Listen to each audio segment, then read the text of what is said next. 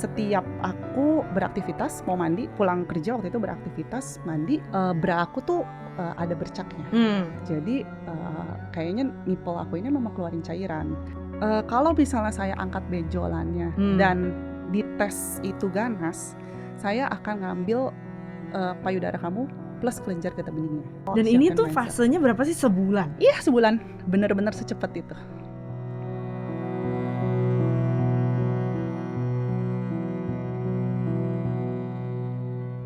Hai semua, aku Bianca Belnadia dan welcome to Life as Modern Women, di mana kita membahas isu-isu dan tantangan sebagai wanita modern di zaman sekarang. Dan untuk episode kali ini sangat amat spesial karena aku dan Women Talk bekerja sama dengan Estee Lauder Companies in raising awareness buat campaign mereka Breast Cancer Awareness Month. Dan untuk episode ini dengan title Masa Muda Tak Terduga Sebagai Breast Cancer Survivor bersama teman kecilku Marlene Yohadi, yaitu seorang corporate girly, sangat amat aktif dan pastinya seorang survivor. Hi Marlene, how are you? Hi B, thanks for having me here. Thank you for joining us dan pastinya aku udah seru banget mau dengar cerita kamu. Tapi mungkin untuk introduce yourself a little bit dulu kali ya ke audience kita. Hai semuanya, namaku Marlene. Aku kerja di salah satu furniture retail company as a finance planning and analyst. Biasanya aku kerja workout dan aku juga punya hobi naik gunung nih. Udah kebetulan ya 3 tahun terakhir aku udah naik gunung mungkin 15-an lebih di Indonesia. Seru banget. Dan pastinya seperti yang Bianca bilang, aku cancer survivor. Aduh, kayaknya sampai sana dulu, kita tepuk tangan dulu. Tepuk tangan aku buat diri sendiri. Oke, sebelum kita mulai, biar kita anget gitu ya, kita harus main sedikit biar kenal Marlene lebih lagi. Ada beberapa kartu depan kita, mungkin aku mulai dulu, nanti baru Marlene. Aku nanya ya. Iya. Apakah ada sesuatu yang kamu selalu mau coba tapi belum pernah coba? Oh, aku mau bungee jumping. Oh. Pengen tapi emang anak adrenalin banget ya? Iya, anak adrenalin banget. Sukanya yang menantang adrenalin gitu. Awesome. Mungkin next one kamu mau pilih? Oke. Aku baca? Iya. What was your dream job? Mungkin dulu aku pengen jadi pramugari. Oh. Karena aku suka traveling dan nganggep kalau bisa jadi pramugari mungkin bisa traveling sekalian. Tinggi kan, kayak you're very tall. Berapa tinggi sih? 172. Fun fact, aku sebenarnya pernah apply di salah satu maskapai dan udah dipanggil. Tapi saat itu aku lagi kuliah, jadi udahlah kuliah dulu lah ya. Jadi ya udah bye. Next. Kamu tuh anaknya tomboy atau feminin? Aku udah tahu sih jawabannya. Udah pasti tomboy. Ngeliat aktivitas aku semua juga pasti sporty abis nih anak kayak gitu, tomboy. Kenapa tomboy? Gak tau ya, bawaannya emang tomboy malah. Ya bawaannya emang tomboy sport banget. Terus emang anaknya aktif banget sih, sukanya yang tadi menantang adrenalin, suka yang berpetualang gitu ya, sukanya YOLO, naik gunung gitu, ke pantai. Iya. What is your favorite sport? Basketball. Oh iya, mungkin you can share sedikit. Aku dari SMP ya udah main basket. Jadi SMP atau dari kecil sih aku ngerasa kamu main dari kecil ya, dari SD ya. Enggak, seingat aku mulai aktif banget tuh mungkin SMP ya, mulai ikut latihan di sekolah, latihan di klub gitu, sampai kuliah juga masih. Terus aku cedera dan baru mulai nggak mau nerusin juga jadi sebagai atlet. Ya udah akhirnya jadi sekarang mulai main lagi semenjak ada komunitas. Jadi ya udah mainnya di komunitas aja ya, santai-santai aja sih. Iya, ini wanita pembasket banget gitu. Nonton favorit NBA. Nonton favorit makanya NBA. Tomboy banget ya. Makanya tomboy banget. Oke, last one aku ambil deh. Oke. Kamu sebenarnya anak IPA atau anak IPS? Aku anak IPS. Makanya pekerjaannya seperti sekarang. Pekerjaannya sekarang. Padahal sebenarnya aku sukanya matematika, cuman nggak tahu nih matematika. Aneh ya. Sukanya hitung-hitungan, anaknya hitung-hitungan banget. Tapi karena nggak tahu mau jadi apa, nggak tahu lah mau jadi apa ya kalau matematika kerjanya. Ya udahlah yang pasti-pasti aja accounting, kan bisa jadi accounting gitu. I see. Jadi anak IPS, tapi sukanya matematika, tomboy dan suka basket. Wow, itu kayak summarizing Marlene in a nutshell. So thank you Marlene udah share a little bit about yourself. Tadi seru. Tapi mungkin kan bisa share nggak kamu family upbringing, besar di keluarga seperti apa? Punya siblings kah? Oh, aku anak bungsu, anak terakhir dari 3 bersaudara, punya koko 1, cici 1. Bukan anak konglomerat, pasti keluarga papa masih kerja sama orang, mama juga usaha kecil-kecilan sendiri sebagai penjahit. Jadi dari dulu tuh, dari kecil memang papa mama juga selalu nekenin papa mama tuh nggak bisa kasih kalian harta atau apapun. Yang bisa papa mama kasih itu cuman ilmu, modal ilmu buat kamu Koko Cici ke depannya bisa survive buat ngadepin hidup yang nggak mungkin di atas mulu, pasti ada di bawahnya. Jadi ya dengan bekal ilmu, hard skill, soft skill, diharapin kita bertiga bisa survive gitu ya. Papa mama sih cuman pesanin itu. Jadi pas dari kecil pun mereka cukup kasih kebebasan ya buat kita milih.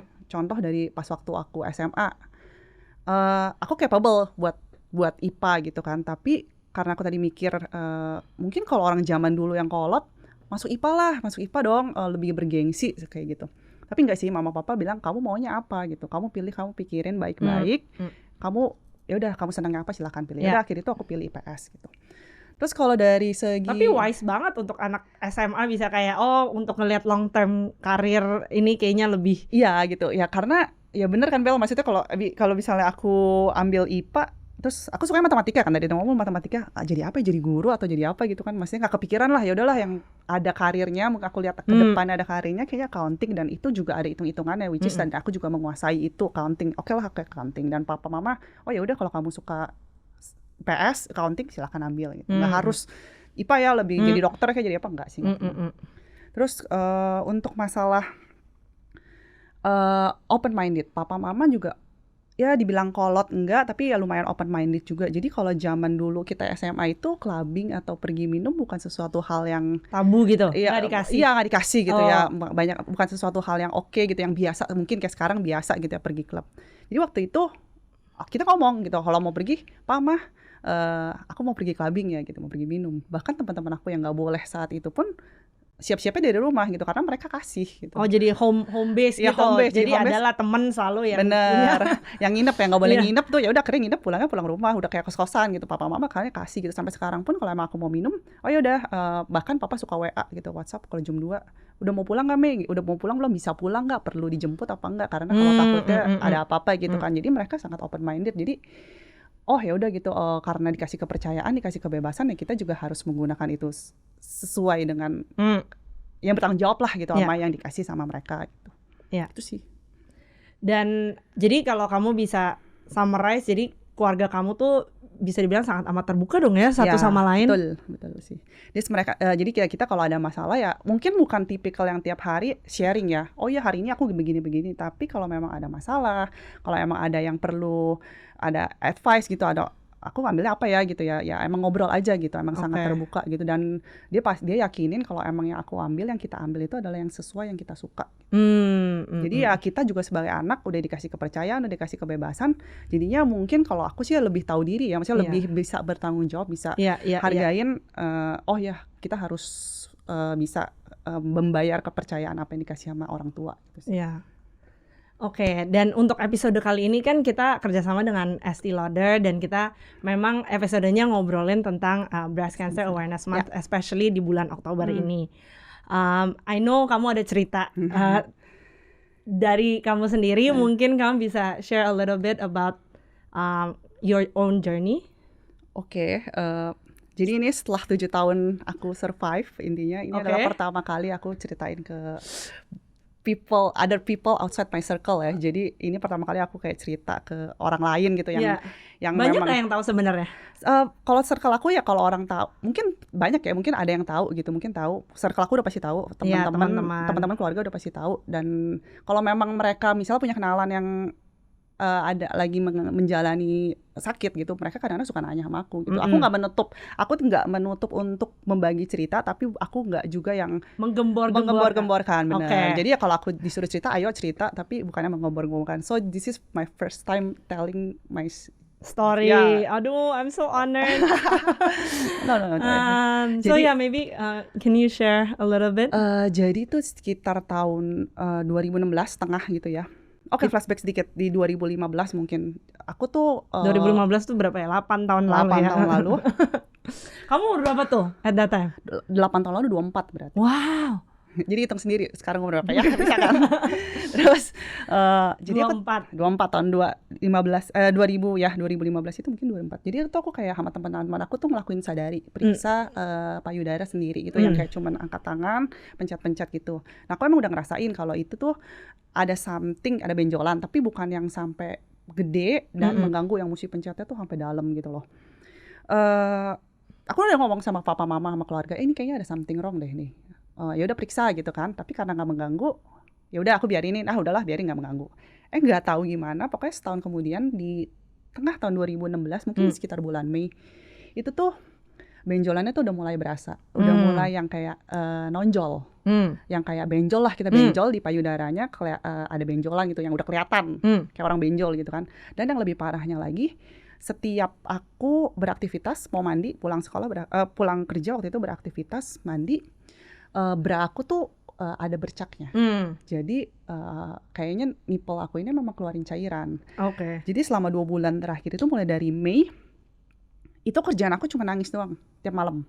Kalau mungkin aktivitas siang-siang nggak berasa ya, kita aktivitas nggak terlalu dipikirin. Tapi begitu malam tuh udah langsung mau tidur, jadinya kepikiran ya, aduh ini kayaknya ada sesuatu ada banget. something nih, udah googling dalam zaman itu mungkin udah ada Google gitu, kita bisa googling, wah ini tanda-tandanya kayaknya ini ada yang nggak beres nih waktu itu ya, udah ada yang nggak beres nih. Gue harus ngapain ya, aku harus ngapain ya, harus ngomong nggak ini kayak yang lain. Itu belum ada yang tahu sama sekali. Tapi memang udah jalannya Tuhan juga ya mungkin ya. Temanku tiba-tiba out of nowhere kontak. Bukan ya, temanku emang teman dekat lagi jalan ngomong, "Len, klien gua ada ini loh, tiba-tiba sehat walafiat didiagnos breast cancer. Gue jadi takut nih, kita periksa yuk," gitu loh. Wah, kayaknya ini langsung dalam hati, wah ini kayak jalan dari Tuhan nih. Yaudah yuk. Langsung kayak yuk Len, periksa yuk gitu. Akhirnya aku yang excited cari rumah sakit yang periksa. Karena waktu kalau mamogram itu nggak bisa sembarangan, Bel. Jadi kita harus mesti ada surat rujukan dari dokter. Jadi aku cari yang nggak perlu surat rujukan dari dokter, ketemu di salah satu rumah sakit di PIK, dicek. Aku ingat banget waktu itu tanggal 14 Agustus dicek. Susternya ngomong kayak gini, kalau pas aku cek, "Kak, nanti kakak siapin waktu ya buat ketemu dokter," gitu. Kalau teman aku nggak nih, karena teman aku mungkin looking good ya, pas periksa looking good gitu. Kalau aku udah dibilang dulu, mungkin nanti kakak siapin waktu ya buat ketemu dokter. Dokternya kayak dokter umum. Akhirnya oke, tanggal 15 aku siapin waktu. Dokter udah ngomong kayak gini, mendingan kamu ke dokter onkologi. Kamu coba cari dokter onkologi. Ini ada benjolan, ada tumor yang cukup besar. Dia bilang waktu itu kalau nggak salah 3 cm. Coba kamu harus konsultasi gimana nih mau diapain gitu kan. Oke, ya udah. Nah, hari itu aku mungkin masih baru kurang lebih 3 tahun kerja ya, gaji belum seberapa. Jadi pertama kali itu aku minta tolong papa buat bayarin. Jadi orang yang pertama kali tahu itu adalah papaku. Terus aku pulang dari dokter ngomong kayak gitu, aku ngomong sama papa, aku kasih kartu kreditnya, "Pak," sambil nangis, "Pak, aku kayaknya memang ada yang nggak beres nih di payudaraku gitu, ada benjolan, kayaknya dicurigai ganas, tapi kita harus mastiin dulu nih ke dokter onkologi," gitu. Momen itu papa nangis. Dengar cerita itu papa langsung nangis, ngomong kayak gini, mungkin dia juga tahu ya karena itu pasti udah nggak bener, udah something bad gitu, something yang nggak bener. Dia ngomong sambil nangis gitu, lumayan kenceng, semuanya kejar. Dan selama 25 tahun, waktu itu berarti kan udah 25 tahun, aku nggak pernah lihat papa nangis tuh di sebelumnya. Cuma nangis pas waktu mamanya meninggal, cuman sama yang ini kedua kali aku lihat dia nangis kejer karena aku gitu ya. Dia ngomong gini, "Mei, nggak apa-apa, papa miskin, yang penting kamu sembuh." Jadi kayak wah, aku juga nggak tahu gimana, langsung dengan lantangnya ngomong gini, "Udah papa jangan nangis." Tapi aku sambil nangis juga sih. "Papa jangan nangis," gitu loh. Kalau papa nangis aku juga nggak cerita lagi. "Tenang aja, aku pasti sembuh." Aku ngomong kayak gitu dengan pedenya dulu, nggak tahu kekuatan ilham dari mana, Bel. Pokoknya pasti aku langsung ngomong kayak gitu. Udah akhirnya kebetulan lagi temanku yang aku tes bareng itu punya kenalan dokter. Dia tahu, jadi di refer ke salah satu dokter onkologi yang spesialis breast ini. Dia nggak mau tahu, dia cariin jadwal terdekat, rumah sakit yang dekat, pokoknya nggak ada space, masukin Marlen. Akhirnya aku dapat nomor terakhir itu hari Selasa, aku tanggal 15 Agustus, hari Jumat aku ketemu dokter onkologinya. Di dokter onkologinya dicek USG, oh ya ini benjolan, lucunya udah 5 cm. Itu cuma selang berapa saat ya, kalau nggak salah itu 5 cm, tapi udah tumbuh. Aku ingat banget itu udah dari 3 cm ke 5 cm, which is kan cepat dan dalam waktu beberapa hari doang gitu kan. 5 cm sembuh. Tapi dokternya ngomong kayak gini, "Saya nggak bisa yakinin kalau ini adalah tumor ganas. Bisa jadi ini tumor jinak. Kenapa? Jadi dia jelasin, dokternya cukup detail ya. Jelasin kalau ganas, kenapa saya bilang 50-50, kalau jinak itu biasanya biasanya sakit. Nah, biasanya ya sakit. Kamu kan nggak sakit kan, nggak ada sakit. Benjolan tuh nggak sakit gitu. Dan kamu cenderung dalam usia muda, which is jarang terjadi terkena cancer gitu kan, atau tumor ganas. Tapi yang bikin ini mengarah ke ganas adalah ketika nipple kamu keluarin cairan. Nah, jadi itu kayak 50-50, dan yang harus bisa kita cek itu adalah melalui laboratorium. Dengan cara apa? Ambil benjolannya untuk diperiksa di lab gitu. Oke. Akhirnya ya udah dok, agree untuk operasi. Ngambil benjolannya nih, benjolannya. Tapi dokternya ngomong tapi lagi. Waduh, tapi apa lagi nih kan? Ternyata abis tapi lagi dia kalau misalnya saya angkat benjolannya dan dites itu ganas, saya akan ngambil payudara kamu plus kelenjar getah beningnya. Jadi saya nggak mau operasi, saya nggak mau belek 2 kali istilahnya kayak gitu. Langsung, jadi ambil benjolan, operasi pertama diperiksa di lab, ditunggu sebentar. Kalau emang ganas, lagi operasi kedua, ambil payudara dan kelenjar getah beningnya. Dek, aku langsung kayak, wow, dek ya, lumayan dek ya. Oke, diambil payudaranya. Cuman ya udah gitu kan. Pokoknya semenjak aku udah nangis-nangis selesai dan udah mutusin untuk periksa, aku tuh udah punya mindset aku harus siapin apapun yang terjadi. Itu berapa lama tuh, kayak maksudnya dari siap gitu kan, ini kan kayak cepet banget semua. Pokoknya setelah, kan aku nangis-nangis 2 bulan, aku putusin untuk periksa, ya setelah aku putusin periksa, aku udah punya mindset, oke, aku apapun prepare for the worst. Apapun aku akan jalanin gitu. Apalagi ditambah papaku ngomong kayak gitu kan, aku semakin gila nih, bapak gue nangis gara-gara gue nih. Nggak boleh nih kayak gini. Ya udah. Jadi ya udah kayak gitu. Akhirnya pulang aku nangis lagi, Bel. Bohong lah kalau nggak sedih ya, kalau nggak sedih bilang oke, one of my asset gitu, kita as a woman perempuan ya, gitu sebagai loh. Cewek punya aset tapi harus nggak ada gitu. Aku nangis lagi hari itu. Cici aku sampai ngomong, Dek, lu gak usah nangis itu. Maksud aku langsung ngomongin, aku perlu nangis gitu loh, perlu nangis, keluarin hari itu juga. Gak apa-apa, besok aku pasti gak bakal nangis. Tenang aja, aku besok gak bakal nangis, tapi kasih gue nangis hari ini, selesain gitu kan. Ya udah, akhirnya aku nangis juga malam itu, sungguhkan. Tapi besok udah mata bengkak, udah nggak nangis lagi, beneran nggak nangis lagi. Akhirnya decide itu tanggal 19 ketemu dokter, tanggal 31 aku operasi. Tanggal 3. Beda kayak 2 minggu jeda doang, gitu. 2 minggu jeda. Terus tanggal 30 aku masuk rumah sakit. Akhirnya mungkin dari jeda waktu itu, papa mama ada cerita ke keluarga, aku cerita ke temanku cerita ke teman yang lain. Jadi mereka tuh tiap hari aku dapat telepon, gimana kondisi gitu kan, ngapain stepnya abis ini, harus ngapain gitu loh. Dan aku di rumah sakit pun juga sebelum operasi juga sudah banyak yang jenguk, Bel. Maksudnya udah banyak yang support lah gitu, udah banyak yang telepon, udah banyak yang datang kasih bunga, kasih buah, orangnya fisiknya pun datang gitu ke rumah sakit. Tanggal 31 aku operasi, setengah 6 masuk ruang operasi, setengah 12 malam baru sadar dari anestesi. Keluar, wow, aku ditarik dari bed, itu mungkin ada 20 orang kali di sekitar aku yang nungguin. Itu jam setengah 12 malam. Papa, mama, koko, cici udah pasti, keluarga. Yang aku heran, om tanteku yang biasa jam 8 udah tidur semua pokoknya ada di sana, ada lah nungguin gitu loh. Jadi aku kayak nangis lagi. Nangis mulu kerjanya ya. Nangis lagi gitu. Kayak terharu. Satu sisi terharu gitu, kok banyak ya yang care sama aku gitu. Udah, akhirnya udah selesai. Aku cuti waktu itu seminggu, masih kerja, cuti seminggu, banyak banget yang datang. Jadi aku sama sekali boleh dibilang nggak istirahat tuh, karena banyak banget yang datang ke rumah buat nyamperin gitu. Bahkan yang, aduh terharu deh, karena yang juga support tuh banyak, yang support banyak gitu kan. Akhirnya udah masuk kantor, 2 minggu setelah operasi hasil patologi itu keluar. Di sana. Wait, waktu operasi jadi diambil atau enggak? Oh ya, aku keluar udah nggak ada. Jadi ya udah. Jadi keluar, diiniin itu ganas. Itu ganas. Jadi operasi 2, ambil benjolan dan ambil payudara plus kelenjar getah bening. Kanan. Aku belum mention di payudara kanan ya. Oke. Terus ya udah. Karena aku udah bilang nih, pokoknya dari awal kalau aku udah prepare untuk periksa dan melakukan tindakan, berarti aku udah siap semuanya gitu loh. Aku udah siapin mental. Dan ini tuh mindset. Fasenya berapa sih, sebulan? Iya, sebulan. Bener-bener secepat itu. Jadi kayak hidup kamu berarti Ganti. turn around dalam sebulan Dalam gitu. sebulan udah langsung klik. Dari kayak anak 20-an yang masih kelabing. Kalau yang maksudnya yang masih harusnya, tapi harus menghadapi ya cobaan ya, dibilang berat ya, oke lah berat gitu loh.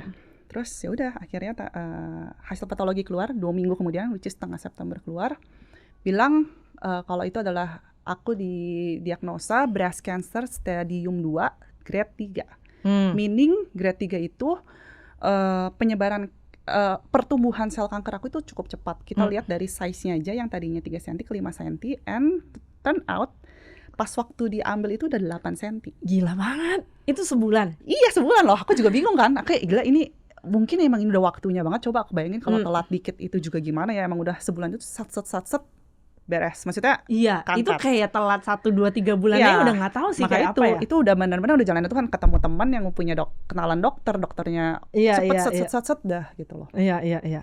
Dan dari hasil patologi itu biasanya juga ditentukan untuk treatment apa yang harus dilakukan nih. Karena payudaraku sudah diangkat, jadi istilahnya nggak perlu radiasi. Dan ternyata memang ini dari hormon aku nih. Penyebabnya kenapa ya, apa yang harus diobatin gitu adalah hormonku gitu. Jadi tindakan yang dilakukan adalah 6 kali kemoterapi. Jadi udah diangkat harus kemo? Yes, 6 kali kemoterapi dan 5 tahun terapi hormonal, which is minum obat. Jadi minum obat di waktu yang sama, nggak boleh. Misalnya jam 9 pagi, ya aku harus minum setiap jam 9 pagi, nggak boleh beda. Ya semenit 2 menit nggak boleh lah ya. Cuma istilahnya jam 9 pagi harus minum obat itu. Ya udah, jadi itu September tengah mulai kemo pertama adalah di Oktober. Wow. 6 kali kemo selesai di Februari 2017. Gimana tuh menjalankan kemo untuk kamu? Oke, menjalankan kemo ya gimana ya? Mungkin orang pada takut kemo itu bikin kamu mual-mual, bikin kamu bikin badan kamu nggak semangat lagi ya gitu, bikin kamu hancur gitu ya, bikin kamu hancur. Sebenarnya kemo itu prosesnya sendiri ya, mungkin bagi orang awam yang nggak tahu, kemo itu kita dimasukin obat, diinfus obat.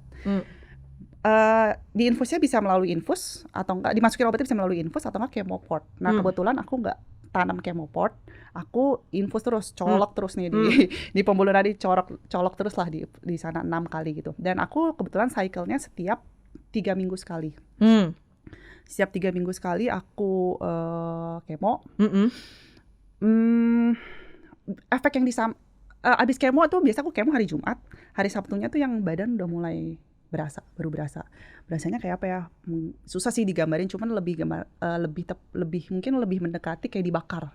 Di dalam tuh kayak dibakar, badan tuh kayak lemas, panas dan hancur. Maksudnya kayak gak ada tenaga. Lemas, ringkih gitu. Biasanya itu hari kedua setelah kemo itu yang baru berasa. Aku Jumat kemo, hari Sabtu istirahat, hari Minggu istirahat, hari Senin istirahat, hari Selasa udah balik kantor lagi. Kenapa aku pikir untuk balik kantor? Karena kalau aku di rumah jadinya ada aja ya, maksudnya pikiran yang aneh-aneh nanti muncul. Kalau aku di kantor, aku kerja, ketemu orang kan, which is at least ada pekerjaan, pengalih gitu ya, ada pekerjaan dan otak nih bisa mikir yang lain gitu loh. Ya udah, ya aku menjalankan hari-hari kayak biasa aja ya, cuman perlunya adalah kemo aja gitu. Efeknya beda-beda ya. Aku kalau kata orang mual, aku kebetulan puji Tuhan tidak mual sama sekali. 6 kali kemo aku nggak mual sama sekali. Tapi yang pertama itu aku rontok. Mungkin boleh dibilang ini salah satu momen yang paling berat ya. Kalau dalam journey aku ini salah satu yang paling berat. Jadi adalah bukan waktu diambil malah karena aku udah siap gitu ya. Tapi ini lebih sakitnya tuh lebih lemes tuh ketika ngelihat rambut jatuh. Jadi 2 minggu setelah kemo pertama kali yang rontok bagian bawah. Aku kayak ngomong sama papa, kayak bagian bawah rontok, oke, fine. Terus habis itu besokannya langsung rambut mulai. Aku ginian udah mulai rontok gitu. Yang paling ngenes, jadi aku tuh harus sebelum kemo itu harus clearance ke dokter untuk dapat surat kemo berikutnya. Lagi perjalanan ke rumah sakit, kita duduk gini nih, duduk diem, jalan kan nggak mulus banget ya. Tiba-tiba rambut tuh jatuh. tanpa aku harus grab my hair, tapi udah otomatis kayak kena polisi tidur, kayak jatuh gitu, kena polis just gitu, kayak itu ngenas banget aku sih. di grab tuh kayak nangis karena itu benar-benar, walaupun aku tomboy tapi aku tuh sayang banget sama rambut aku ya, maksudnya kita sebagai cewek pasti rambut is one of asset juga gitu lah, yang harus kita panjang gitu, walau aku nggak pernah rambut pendek. Terus aku nangis lagi pokoknya di sana. Pulang rumah dari dokter udah dapat clearance, oke, bisa kemo berikutnya. Nyampe rumah nangis lagi. Karena ngelihat rambut jatuh itu bukan sesuatu yang gampang ya, maksudnya sangat-sangat ngenes gitu loh, ngenes. Akhirnya aku nggak tahan, nangis seharian, mata bengkak. Besok pagi aku bilang Pah, tolong cariin tukang cukur, aku nggak tahan, aku dibotakin aja deh, mendingan aku dibotakin. Jadi aku panggil tukang cukur, bukan proper tukang cukur salon gitu ya, panggil tukang cukur yang di bawah pohon gitu, di belakang ada kampung, dateng buat kayak buat cukuran rambut aja, buat botakin gitu. Buat botakin aja. Aku nggak tahan, pokoknya panggilin aku tukang cukur gitu. Gila, akhirnya itu buat perempuan sih suatu tapi cobaan banget ya. Tapi setelah emang cukur itu malah lebih lega. Menurut aku ya, aku jauh lebih lega ya, walaupun ngeliat aku botak. Dan botaknya itu juga udah rambut botak, alis aku juga rontok. Yaudah kita foto buat kenang-kenangan lah ya, pernah botak gitu. Foto sama masnya tukang cukurnya juga gitu. Jadi ya udahlah, dibawa santai aja ya udah, setelah botak lebih lega gitu. Terus beda lagi nih yang kemo yang kedua. Aku kayak alien beneran, Bel. Jadi aku tuh kayak ininya efeknya gatel-gatel. Udah nggak ada alis, udah nggak ada bulu mata, udah nggak ada rambut, terus bengkak mukanya karena gatelnya setengah mati. Tahu kayak inflammation gitu, inflamasi. Ke kantor pastinya pakai wig dong, nggak mungkin aku abis dibotakin hal yang pertama mah ke ITC dong, tolong beliin wig. Karena aku sebelumnya udah potong rambut pendek, jadi dicariin wignya yang bob, yang sependek ini gitu kan. Wih keren nih, ke kantor panas banget nih ke kantor, tapi nggak kok. Bohong lah Bel kalau kamu bilang kamu pede gitu ya, pasti ada nggak pedenya. Jadi ke kantor aku pakai topi. Lucu, ada cerita lucu juga ya, dari pakai wig itu banyak deh yang kata-katain gitu. Ngapain sih si Marlen pakai wig gitu ya? Ngapain sih itu orang nggak sopan banget ke kantor pakai topi gitu loh. Karena aku nggak juga cerita kan, aku cerita juga kan. Terus ada aja yang denger, ngapain si Marlen pakai? Si Marlen gila ya pakai wig segala, ngapain sih gitu kan. Nah lucunya aku pernah juga sekali ke gunung pakai wig. Aku gila aja, pakai gunung pakai wig aja udah bodo amat ya. Wah Len, rambut lu on point banget ya. Oh ya on point gitu. Padahal mereka juga nggak tahu kalau itu, mungkin tahu tapi nggak pernah nanya kalau itu adalah wig. Jadi ya udah, pokoknya abis kemo aku menjalani survive 6 kali kemo, menjalani hari ya kayak biasa aja gitu. Nggak, ya sampai sekarang survive lah 7 tahun. Setelah 7 tahun akhirnya oke gitu. Tapi masa-masa terberat di kemo itu berarti waktu ngeliat rambut. Dan muka juga transformasi dari bengkak-bengkak, nggak ada bulu mata, sampai sekarang kayak nggak ada bulu mata, nggak ada alis gitu ya. Sampai sekarang ya rambutku juga masih, ternyata kalau pada orang bilang abis kemo rambutnya jadi tebal, ya nggak juga. Kebetulan rambut aku masih tipis, masih minimalis ya. Rambut masih minimalis ya, thanks to innovation, ada eyelash extension, ada sulam alis ya. Jadi ya terselamatkan lah dengan hal-hal seperti itulah, ya udahlah gitu loh.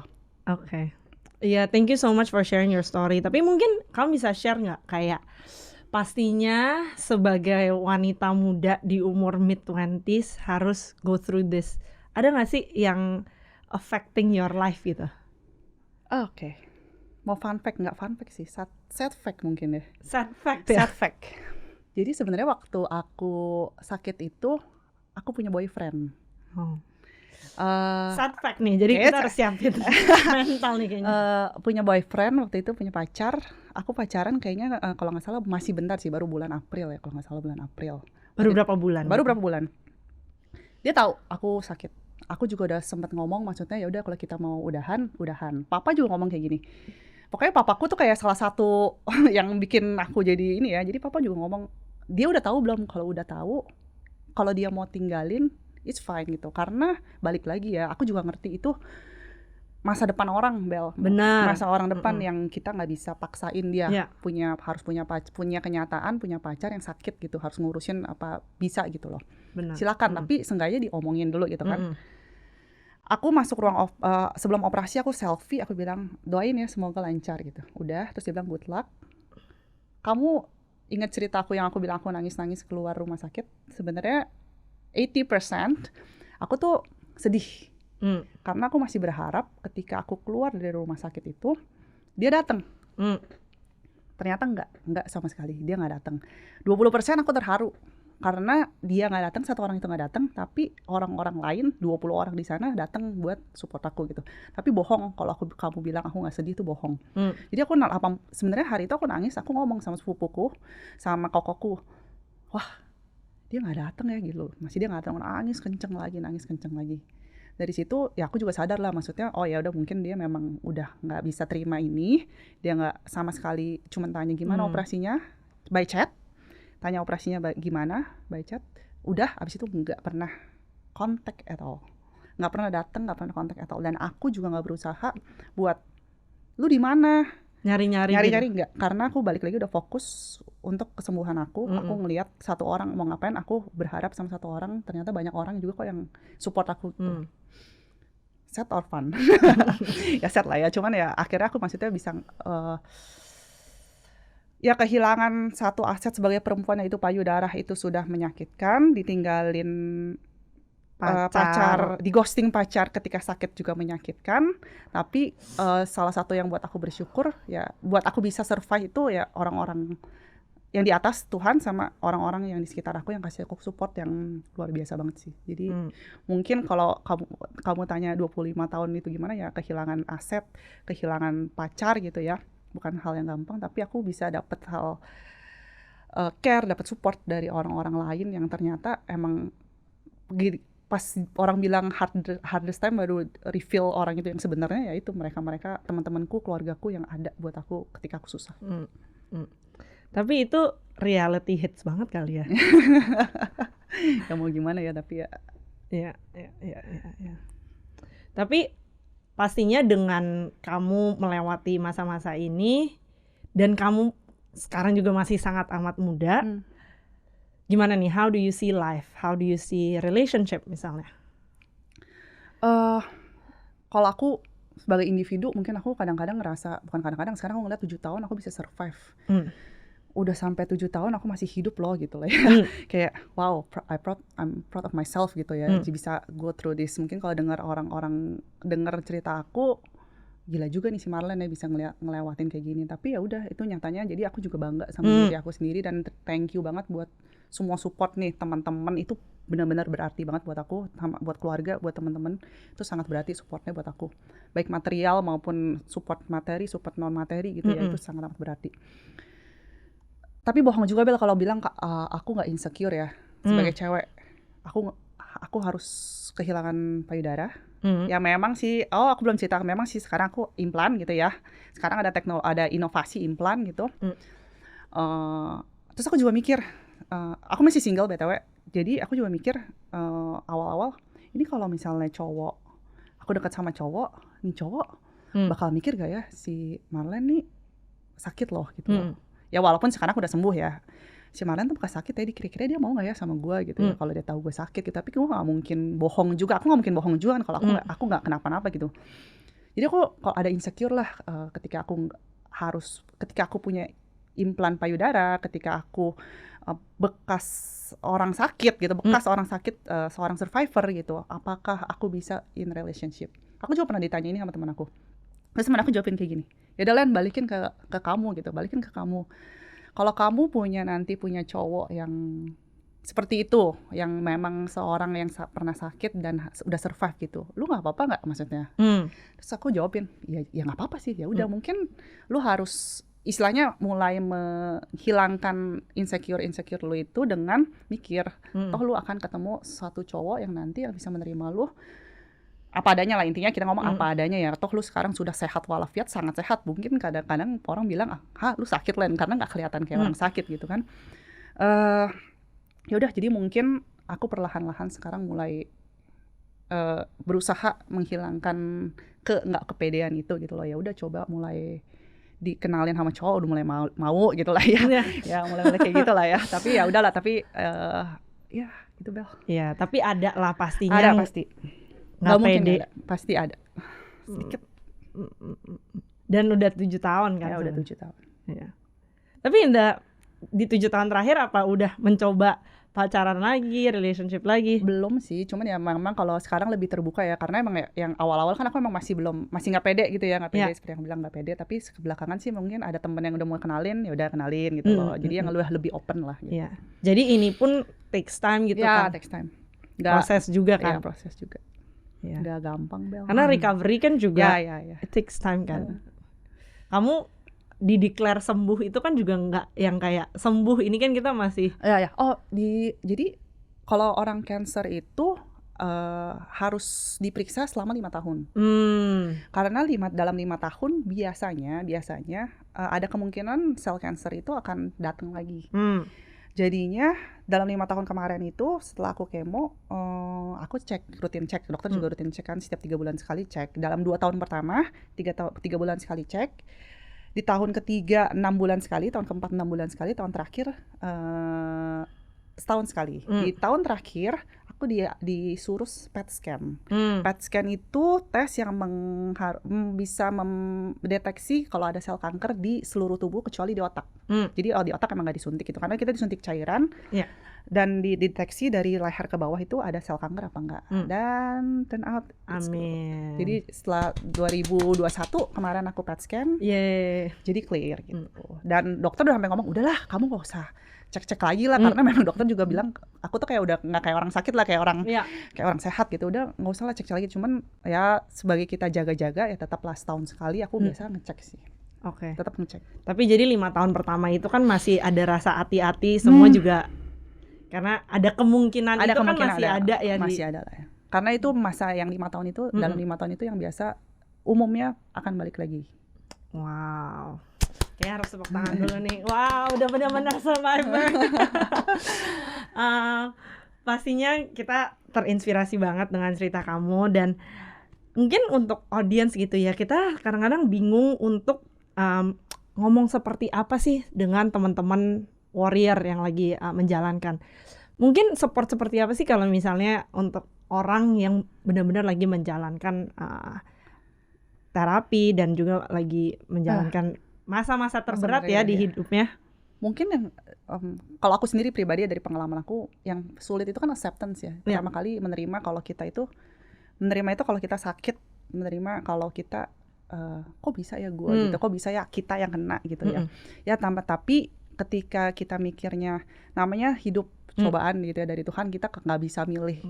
Kalau bisa milih juga pasti nggak ada yang mau cobaan itu kan. Tapi karena kita nggak bisa milih, ya udah kita terima cobaan itu. Yang bisa kita pilih adalah gimana cara kita ngadepinnya.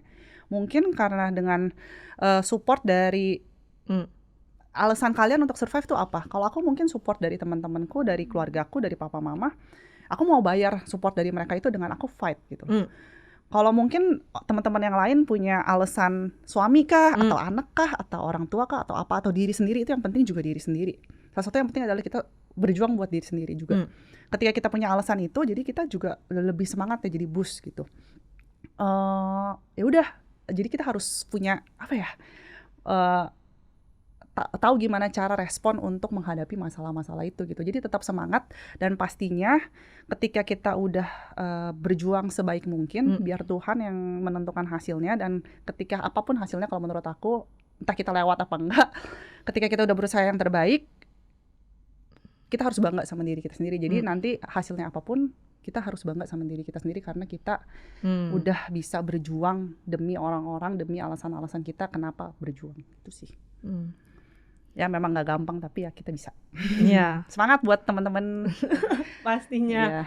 Dan mungkin kalau 3 hal yang kamu pelajari melewati masa tersulit ini ya, waktu kamu muda dan kena penyakit, salah satu penyakit untuk wanita, dan I'm sure it's not easy at all gitu, it's the hardest ini. Apa sih, what's your? Yang pertama itu mungkin ini ya Bel, periksa. Jangan takut, jangan parno, biarin dibilang lebay, tapi tetap periksa gitu ya. Mungkin ada skeptis dari teman-teman untuk dokter Indonesia, bisa dipercaya apa enggak ya. Udah kalau nggak percaya silahkan 20 dokter. Pokoknya kita tahu ada apa di tubuh kita, lalu kita tindakan gitu. Sama aku nggak bilang herbal itu salah ya, cuman percayalah sama medis gitu loh. Pertama, Oke. medis is number one. Herbal is just support gitu loh, support kita. Aku minum herbal. Jadi waktu itu aku juga minum susu kuda lah, apalah semua yang kasih Pokoknya apapun itulah. apapun dicoba. Tapi tetap adalah kita medis gitu loh. Iya. Kita harus tetap melakukan medis gitu. Itu yang pertama. Kalau yang kedua itu adalah support sama doa. Aku bilang support sama doa itu penting. Support aku bilang dari orang-orang terdekat ya, walaupun bukan kamu yang kena, tapi kamu harus tahu kalau misalnya orang-orang sekitar, orang-orang yang lagi berjuang itu butuh support. Jadi mereka akan ngerasa ada alasan lah kenapa dia harus berjuang, itu adalah karena support gitu ya, dari support dari orang-orang terdekat. Dan terakhir kalau menurut aku adalah ini, bersyukur. Mungkin orang terdengar iya lu gampang cuman ngomong doang ya, gampangnya cuman ngomong bersyukur gitu, masa iya orang sakit bersyukur. Tapi aku ngalamin sendiri sih, karena aku ngerasa kenapa aku bisa survive gitu. Salah satu yang buat aku kuat karena ketika aku nunggu dokter, ketemu pasien, ketemu orang yang lebih parah gitu loh, kondisinya lebih parah daripada aku jadi mikir, untung aku cuma kena breast cancer, untung nggak kenanya kanker usus atau kanker apa gitu, yang which is aku masih bisa beraktivitas seperti yang lain. Untung aku cuman kenanya breast cancer doang gitu kan. Ada yang breast cancernya yang bisa beraktivitas gitu, ada yang sampai di kursi roda gitu, sampai nggak bisa ngapa-ngapain, sampai lemas gitu. Untung, apalagi untungnya banyak deh, orang Indonesia kan banyak untungnya ya. untung aku dapat dokter yang oke, dapat suster yang suportif, semuanya yang bisa ngelancarin ini semua. Jadi kalau memang kita ngelihat orang sehat, kita nggak untung, betul. Tapi ketika kita ngelihat sama orang yang sakit, yang jauh kondisinya lebih buruk, kita benar-benar harus bersyukur. Dan itu menurut aku one of the reason I can go through this. Gitu loh. Ketika aku mungkin gila, Len, kok bisa ya lihat deh, gue untung gue cuma breast cancer loh, walaupun dan gue masih muda dan gitu. gue masih muda, dan gue masih untung gue masih muda. Kalau yang udah tua mungkin pas kemo muntah-muntah ya, untung aku masih muda, jadi pas kemo cuma kayak Voldemort gitu kan. Ya something like that lah. Makanya ada hal-hal yang kalau kamu melihat ke bawah gitu, bukan yang ke atas, yang ke orang yang sehat bandingin sama orang yang lebih susah, masih banyak hal yang bisa disyukurin. Dan itu sangat penting untuk salah satu yang boost aku buat go through this gitu. Ya. Kalau kamu bisa summarize 3 titik terendah kamu waktu go through this whole process, ada nggak? Yang pertama momen papa nangis ya. Itu salah satu yang paling aku bikin udah kayak dapet ilham, oke, aku harus sembuh, papa nangis karena aku, papa mama susah harus itu jagain. Motivasi juga. Ya itu motivasi. Sedih dan motivasi Ya. Jadi sedih itu ngelihat papa nangis, itu sedih banget. Jadi aku juga ngerasa di saat aku, masa iya sih dia umurnya udah tua, yang which is kita yang jagain dia, ini aku udah 25 tahun masih dijagain juga sama dia, which is kan nggak, aku harus sembuh gitu kan. Oke. Terus yang kedua itu ya momen ketika aku ngelihat, aku keluar dari rumah sakit itu, keluar dari ruang operasi, yang ngelihat aku mengharapkan satu orang, ternyata orang lain itu lebih banyak loh yang lebih care gitu. Rumah sakit sampai aku sampai keluar dari kamar karena mengganggu pasien lain gitu, untuk ketemu sama teman-teman, sama saudara yang nungguin aku gitu. Tapi malah satu orangnya yang diharapkan tidak ada. Tapi tergantikan oleh orang-orang lain yang sangat amat banyak. Jadi itu momen terberat juga sih, karena ngelihat yang kita harapin nggak ada. Yang ketiga itu yang lihat rambut jatuh itu ya, itu kemonya nggak seberapa, ya mungkin aku pain tolerance-nya juga tinggi ya, jadi kemonya nggak seberapa sakit, aku bisa lewatin. Tapi ketika ngelihat rambut jatuh itu, wah, itu paling berat, nangisnya dahsyat. Iya. Ternyata kadang-kadang tuh bukan penyakitnya yang bikin titik terendah, tapi itu respon dan juga momen-momen yang surrounding tragedi ini kali ya, yang bikin kita tuh kadang-kadang ngena banget gitu. Kadang-kadang penyakitnya kita sendiri udah siap untuk fight. Gitu. Karena aku udah, pokoknya ya dari tadi aku bilang, ketika aku udah nangis 2 bulan, ketika aku udah mutusin untuk periksa, untuk ngelakuin tindakan, aku udah siap mental untuk yang terburuk. Jadi aku udah siap dengan apapun itu. Nah, ternyata along the way banyak banget kejadian-kejadian yang makin bikin. Iya, tidak terpungkiri kita adalah masih wanita, kita punya perasaan. Betul. Stage hidup kita juga masih banyak. Jadi orang-orang terdekat pasti bikin, kayak kamu, papa pasti bikin sangat amat emosional. Orang yang pacar, orang terdekat juga yang kamu harapkan tidak di sana, ya pastilah. Dan juga of course mahkota kita juga sebagai perempuan yang kita hilang, dicabut itu pasti bikin kita ya ngenas lah. 2 hilang payudara dan rambut ya susah ya hidup susah, tapi ingat banyak yang lebih susah, jadi benar kayaknya makanya teman-teman nih bisa banget dapat inspirasi dari ceritanya Marlyn, karena kelihatan banget ya kamu survivor dan kayak energi dan positive vibes itu dapat banget gitu. Well, thank you so much for being here today. Kayaknya aku mau mengakhiri dengan satu pertanyaan. Segmen kita ini namanya Life as Modern Woman. Apa sih maksud dari kalimat tersebut untuk seorang Marlyn Yohani? Okay, modern woman. In my perspective, modern woman itu harus punya balance between being soft and being strong gitu ya. Mungkin kalau anak angka banget ya, traditional woman mungkin 90% soft, 10% itu strong. Tapi kalau menurut aku, kalau di modern woman ini kita punya bukan strong lebih dominan ya, tapi lebih kayak 50-50. Di satu sisi kita show soft sama supportive side kita, tapi at the same time kita juga show ini strength, kita resilient, kita tahu apa yang kita mau gitu loh, dan kita bisa ngomong apa yang ada di our mind gitu. Jadi lebih kayak balance between strong and soft. Iya. Dan kayaknya cerita hidup kamu tuh sangat amat menggambarkan itu kan. Benar. Gimana pun kita masih wanita yang punya perasaan, semua dicabut pun itu juga masih pasti ngenes dan sedih, tapi juga ada that resilience and strength untuk melewati masa-masa tersulit kamu ini. Oh my God, thank you so much for being here. Mungkin ada last words for our audience dari Marlyn?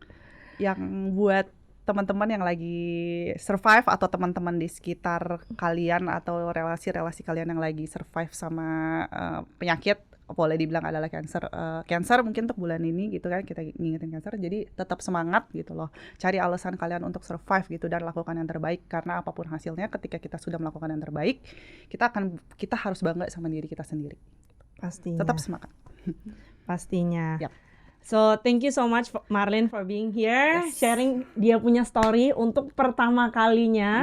Dan aku yakin pasti ceritanya Marlyn ini sangat amat inspiratif untuk banyak wanita di luar sana, especially kita cewek-cewek muda yang kayaknya kita suka komplain gitu kan, ini pacar, ini itu, tapi sebenarnya masih banyak wanita yang perlu support kita. Dan I think your story really is inspiring. Dan aku juga mau thank you so much untuk Estee Lauder Company to support this episode dengan campaign kalian Breast Cancer Awareness Month. Estee Lauder Companies itu ada Estee Lauder Clinic, Bobbi Brown, La Mer, dan juga Jo Malone. Dan check out their Instagram and social media untuk follow along their journey and this campaign. So thank you so much everyone for joining this episode, and thank you. Have a wonderful day. Bye-bye. Bye.